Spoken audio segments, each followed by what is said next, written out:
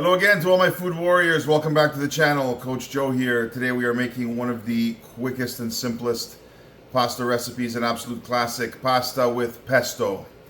Been out in the garden and our basil is growing well and in good season, and so what we're going to do today is just make a quick pasta with pesto. Now pesto is the classic sauce made, again, it's not a cooked sauce, it's an assembled sauce made classically with basil, with pine nuts, a little bit of garlic, Parmigiano Reggiano cheese, and a little bit of olive oil. And what we're going to do today is we're going to alter that recipe up a bit. We are going to be doing a version of pesto. It's my favorite version of pesto that is from the island of Sicily, from the city of Trapani. This is pesto Trapanese, and it's a slightly lighter version of pesto. I find it a little bit more flavorful. A lot of complementary flavors, but very, very simple to make. And again, this is an assembled sauce. It's not a cooked sauce. What I have here is my pasta pot that is heating up, because once we make our sauce again, we want to be able to assemble and eat directly following when our pasta is done. So what we're going to do is we're going to start off with a food processor here. You can do this in a mortar and pestle as well. There are times when you get a slightly creamier product, but right now, I mean, it's been a long weekend. We've been out on the soccer field quite a bit, and so we just want to get something that's out and banged out very, very quickly on the table, get everybody fed and ready to go. So what I've done is I've been out to the garden. I have a couple of stalks of basil here that I've picked. I've picked off all the leaves. I've given them a quick wash, and these are now just draining because I don't want a whole lot of excess water in my sauce. So what I'm going to do here is I'm going to start off in the bowl of my food processor. I'm just going to get this off the base, and what we're going to do is we're going to start off with our basil. So this is basically, I'd say, probably a good couple of handfuls of basil. It's difficult to measure the quantity here because the leaves weigh virtually nothing. But what we want to do is get, for a good 4 portions here, we want to get, I'd say, a good couple of handfuls of basil in the bowl of our food processor. We'll just take this and move it off to the side. Now, what we're going to add to this, we've got 1 clove of garlic, and it's not a big clove. Raw garlic is very, very strong, very, very pungent. It's actually a little spicy as well. So what we want to do is just take 1 clove of garlic, throw that in there, and off we go. What we're also going to add to this is half a chili pepper. We're not going to go crazy here again because this is not a cooked sauce. So we're just going to cut this chili pepper in half, and we're going to take this guy, throw him into the bowl of our food processor. Where pesto Trapanese differs predominantly from the standard variant of pesto is through the inclusion of fresh tomato. Now, normally I would use a handful of cherry tomatoes. I went out in the garden and I have this big beefsteak tomato that's beautifully ripe. So all I'm going to do is just cut off the top here. Just get this guy off to the side. And then I'm going to cut him up and throw him in. Beautifully vine ripened. These weren't picked green and shipped anywhere. These were literally on the vine minutes ago. So all I want to do is just give this a rough chop. And there we are. And we're going to add this tomato to our basil. So if you've never tried pesto Trapanese, this is a very unique variant of pesto. But like I said, I find it a little bit lighter. And I find it absolutely fantastic. Rather than use pine nuts, I have here some walnuts that I've toasted in a 350-degree oven for about 10 minutes. All I want to do is really bring the essential oils back out of the walnut, take away any shelf staleness, and really kind of bring these back to life. And these are going to be the nut that we use for our pesto application today. So I'm going to get our food processor started with a little bit of olive oil, and then I've got here some Parmigiano Reggiano cheese, freshly grated. This is about, I'd say, 80 to 100 grams of Parmigiano. It looks like a lot. Like I said, it's grated on a microplane. It gets very, very fluffy, very airy. By weight, not a whole lot of cheese. This is not used as a cheese per se. This is more used as a seasoning. So this will bring some salt to the pesto. So we want to be very, very sparse with the addition of our salt. We don't want this to be too salty in the end product. And then we've got a little bit of black pepper as well, freshly cracked black pepper. So I'm just going to add a pinch of that in before we start. Just a scant pinch of salt. And this is just a fine sea salt. And then to that we're going to add, I don't know if you can see this, a beautiful unfiltered olive oil. This is when you want to be adding an unfiltered olive oil if you have it lying around. This has some olive particulate. It's not filtered quite as fine as an olive oil that you would use to cook with. This has some olive oil particulate still mixed into the oil, and this is very, very flavorful. I use this for salads and any raw application where I would be using olive oil, where I want to taste the flavor of the olive oil and taste that olive particulate in the olive oil as well. There we are. So we're just going to add a few tablespoons of that, and we're going to get this right on our food processor. So I'm just going to give this a quick blitz on high.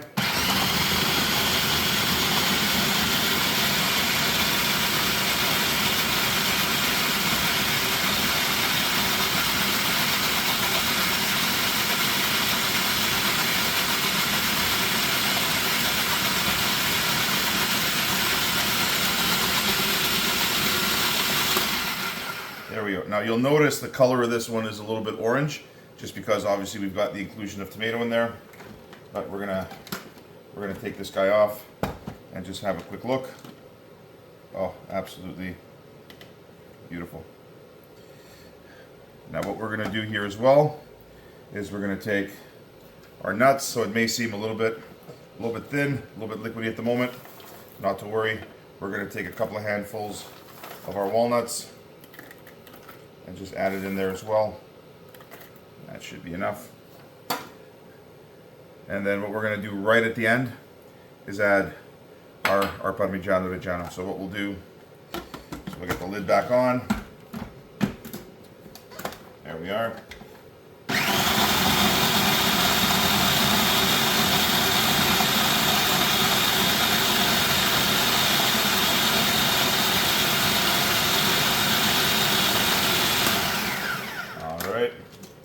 Oh, there we are. Now it's starting to thicken up. Oh, love that. So what we're going to do now is we're just going to add in our Parmigiano Reggiano, and we're going to give it one final blitz. There we are. All right. So just because of the noise of the food processor, I'm going to give this one final blitz, and I will be back in about 30 seconds. Right, we are back. All I've done is I've given this a quick blitz, taken my spatula, scraped down the bowl of my food processor, given it one more blitz, and now we are ready to take this and empty it into our bowl. So what we're going to do is we're just going to go right around here, right around the lip. We want to get everything into the bowl. We don't want to lose any of this sauce if we can at all avoid it. This is, like I said, this is my favorite summer version of pesto. You know, pesto is one of those things that's really become ubiquitous as one of the classic pasta sauces of Italy. But it's important to note here that each region has their own variation. The traditional pesto from using the basil, the Genovese basil, is from Genoa, and from the kind of the northwest region of the country in Sicily, where they have different nuts. Yes, they do have pine nuts there as well, but walnuts, given the Arab influence of some of the cuisine of Sicily, I think makes for a more interesting variation. I still love traditional pesto that you find with the pine nuts, the basil, the garlic, and the olive oil. I think that's that's a fantastic iteration as well. But I find this one, it's a little bit lighter, a little bit more balanced, and in the peak of summer, when the garden is really at its peak and everything is just ready to be picked, all the vegetables, fresh vegetables coming out of the garden with abundance. This is one of those variations that I think just lends itself well to a wide variety of what's coming out of the garden these days. So what we want to do is we just want to pour this into our bowl, scrape this out. There we are. And now we are ready for some hot pasta directly out of the pasta water. So our pasta water is heating up. It's almost ready. What I'm going to be using today, and you can use absolutely any pasta for this. You can use short pasta, long pasta, whatever shape happens to float your boat. I like stuffed pasta for this as well. What I'm going to be using today is a meat-filled tortellini. This is one that I bought from my local grocery. This is a really good one that I found, and I think there's nothing wrong with frozen pasta if you find something that is made well with good ingredients. There's absolutely no reason why we can't get some frozen pasta in as a quick weeknight meal. So what I have here is my pesto. It's a little bit thick.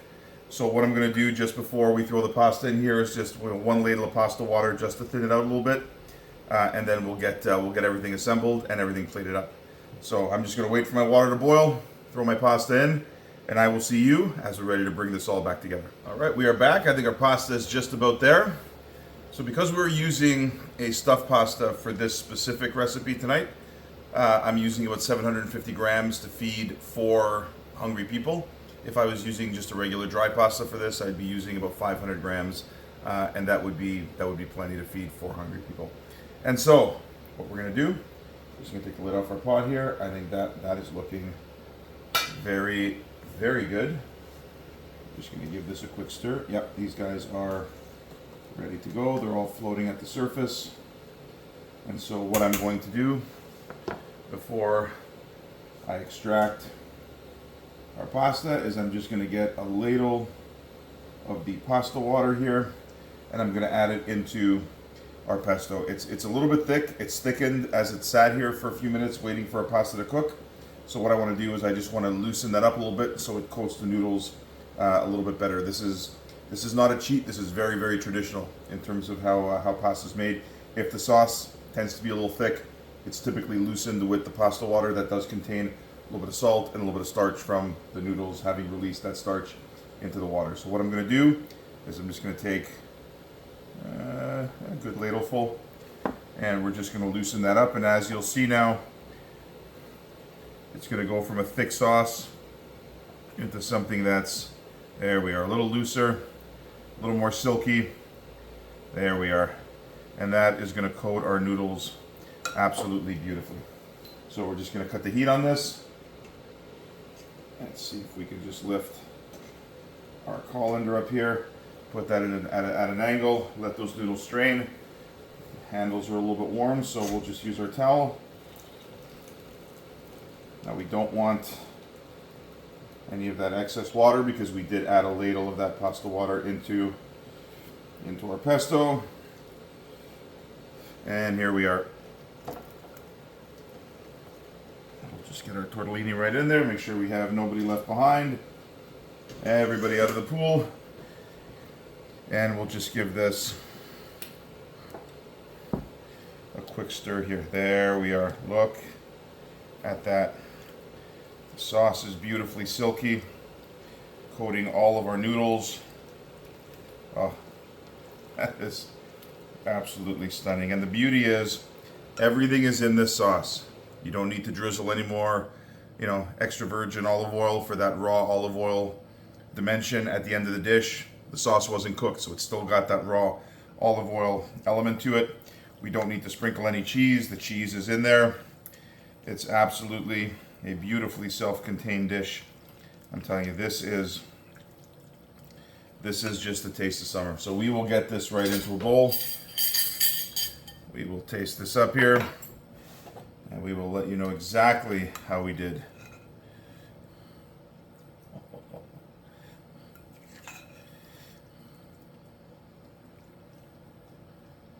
There we are. Now, look at that. Beautifully creamy. Every noodle is coated. And now we will see just how that was.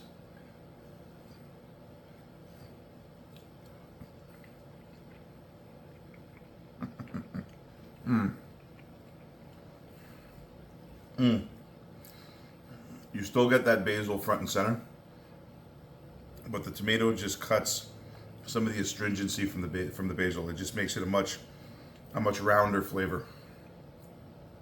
Absolutely fantastic. The garlic isn't overpowering. The cheese isn't overpowering. You barely get a hint of that chili in the background. It's just a beautifully balanced dish. Love this. Absolutely.